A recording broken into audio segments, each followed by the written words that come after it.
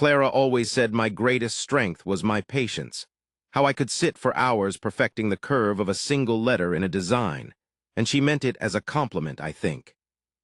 We had built a life together over 5 years, a comfortable world inside the sun-drenched loft apartment I had found and fallen in love with long before she moved in.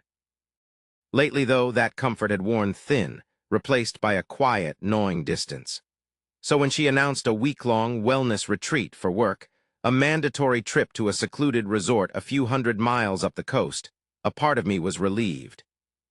I thought the space might help us reset. I hugged her goodbye at the door, smelling the familiar scent of her gardenia perfume, and told her to have a good time.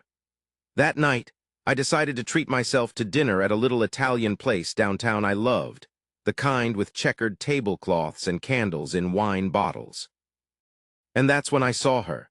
She was sitting on the patio, not at a secluded resort, but at a trendy bistro across the street, laughing, her head tilted back as a man I recognized as one of her wealthy clients leaned in close, his hand resting casually on her back. The world didn't crash down in a wave of noise, it just went silent. I felt the warmth of the bread in my hands turn to cold stone. I didn't storm over. I didn't shout. I just took out my phone, zoomed in as far as it would go, and took 3 perfectly clear pictures. Then I paid my bill and went home to the apartment that suddenly felt like a tomb. The lease was in my name, a simple month-to-month agreement that required a 60-day notice.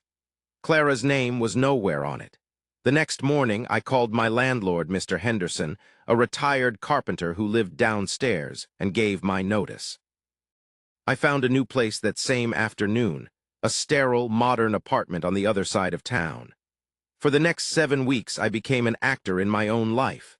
When Clara came home, glowing and talking about meditation and sunrise yoga, I just nodded. I let her stories of the retreat wash over me, a fantasy I was no longer a part of.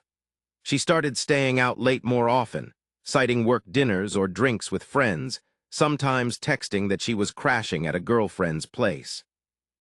I'd just reply with a simple, "Okay, be safe."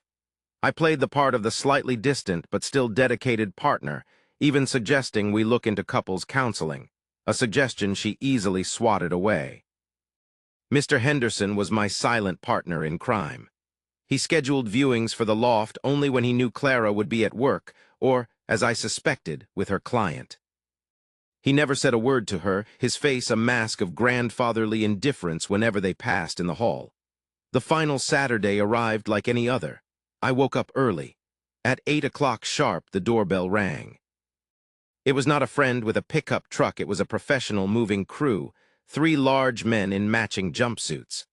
Clara walked out of the bedroom, rubbing her eyes, a silk robe loosely tied at her waist. She looked from the men to the empty boxes they were already starting to assemble, and then to me, a confused smile on her face. "What is all this, Leo?" she asked. I didn't say anything. I just reached into my jacket pocket, pulled out the 3 photographs I had printed at a kiosk the day before, and laid them on the kitchen island. They were 5x7s, glossy and sharp. Her smile vanished. Her face went pale as she stared at the image of her own laughing face, so happy with another man. Just then, Mr. Henderson appeared at the open door, his expression grim. He informed her that my lease was terminated, and since she was not a registered tenant, she was now trespassing. He said the new tenants were moving in on Monday, and she had until midnight to remove her personal property, otherwise it would be considered abandoned and left on the curb. She looked around the apartment in a panic, as if seeing it for the first time. The sofa, the dining table, the bookshelves, the art on the walls, all of it was mine, collected over years. All she owned was her clothes, her books, and the little decorative things that now seemed so small and meaningless.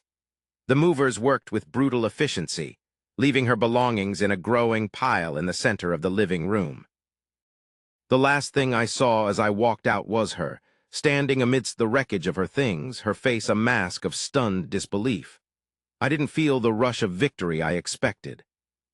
Driving to my new, empty apartment, I looked at my own reflection in the rearview mirror, and I didn't fully recognize the man staring back. The patience Clara had once admired had been forged into something else, something colder and harder. I had built a plan from a place of pure logic, executed it without a flicker of emotion, and in doing so, I discovered a part of myself I never knew existed. A man who could watch a world burn and feel nothing but the quiet, chilling satisfaction of a job well done. I had won, but I realized in that sterile new beginning that the person I had truly sought revenge on might have been the naive man I used to be.